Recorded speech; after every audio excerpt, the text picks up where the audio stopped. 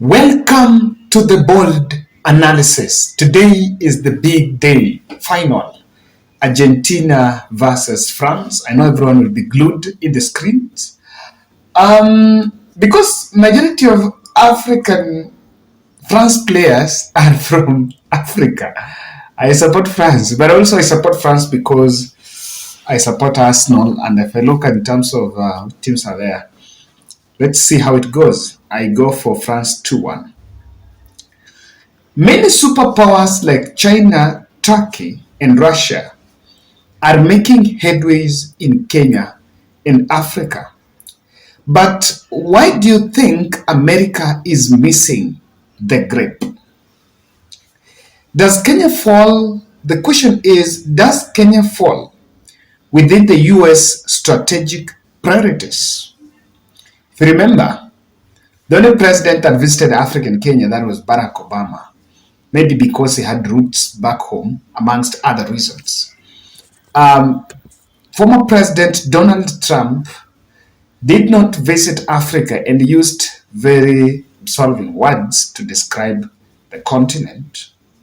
Joe Biden is yet to, but has called the summit, US Africa Leaders Summit, and has used that summit to tell them about his plans. And of course, he's also supposed to tour, I think, sub-Saharan Africa for the first time. And another good friend of mine, expert, was saying that China came to Kenya to talk about investment, but America called Kenya to talk about China. There is a very good African continental free trade area dream to industrialize Africa by 1963, and I have seen it. It appeared at some point. I think President William Ruto mentioned about it in the plenary sessions at the summit, but it seems something is still not adding up because you cannot wash away China in the context. I just need to quit you some very interesting facts here. There is a problem that the Kenyan problem is not well defined at the global stage. In fact, we have been profiled and we have profiled our problem as a humanitarian crisis nation, dogged by conflicts, corruption, terrorism, and diseases. And this is why you have seen a bit of even part of the packages that William Ruto is bringing home. There is a touch on terrorism, and there is a touch on something touching on our democracy or so, apart from the other financial aids that are coming. But this is far from the truth. In the recent study, in fact, in terms of one of areas that is unstable, in the recent study, 10 most violent cities in the world only one come from Africa, and that is Cape Town in South Africa. All the other are from the Latin America. So in terms of suitability and the way we've defined ourselves, it's not exactly that what is the truth. But the problem is normally presented in an incomplete form because that's not exactly where Kenya is today, but we've presented it in an incomplete form because you want to maximize the chances of the beggar must maximize the chances of his begging bowl coming back full of goodies. There are opportunities and challenges, but the begging bowl holder must overemphasize on the challenges. At the summit, at the US summit, I think we need to acknowledge that President William Ruto was most favored, seemingly most favored of all, and was touted as the one that came back home with a lot of goodies amongst all the 55, rather the 45. Someone was saying maybe he is the new child on the block, and bado wanajaribu kumrembesha mbele yake. Lack of equitable representation at the multilateral fora is also a bit of it. And I've always asked a question, why I think America has gotten a very negative aspect of what Africa or what Kenya needs. This may not be this may not be their problem, but the way we have been profiled at the global stage. What have we told the rest of the world? What have we told the rest of the world? Let me ask you a question. If we are to subject, we have a dream in this country, I think it's the next 5 years or 10, to plant 1 billion trees. Is it 10 billion trees? 10 billion trees across the country. If we are to plant 10 billion trees, so I just want to ask you a question. Do you think that will be a priority if you will subject it to public participation? Yes, just ask Kenyans whether the priority planting 10 billion trees is a priority. The answer is no. But why is it on table? It is on table because the way we profiled our problem, and we were available. In fact, we're available for anything. You're taking everything and anything that is available. So, in fact, someone asked a question, and you can ask, where is our foreign policy? What is it? Miguna was asked in an interview.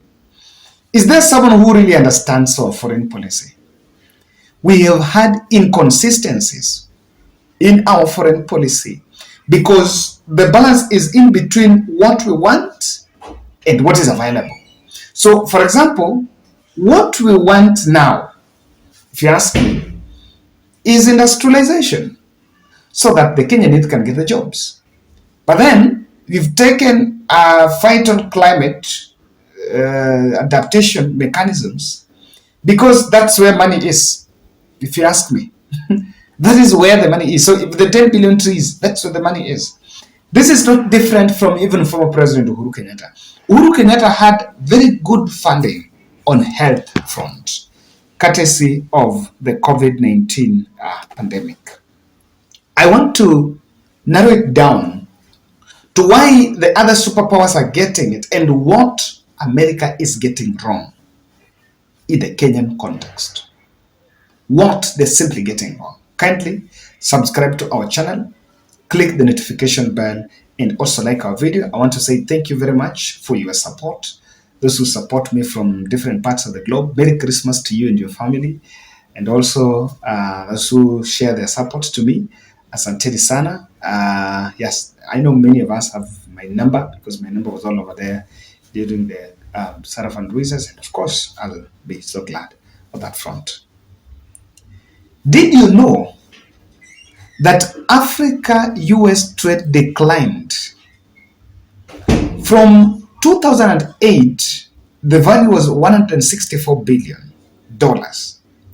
Now in 2022, we are talking about $55 billion within 5 years.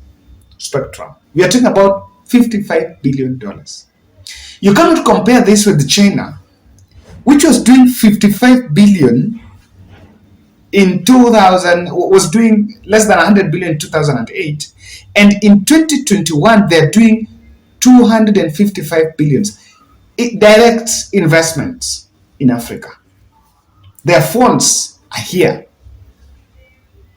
There are a lot of infrastructure development projects that is needed, and I agree with President William Uhuru Kenyatta said that what Africa needed, Africa is at takeoff, and what Africa needed is infrastructure. How there is goods, products, takeoff. They need to find how they can transport.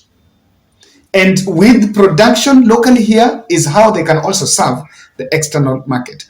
You know, the African, and that's why I say that the discussion, the Kenyan problem is not well defined.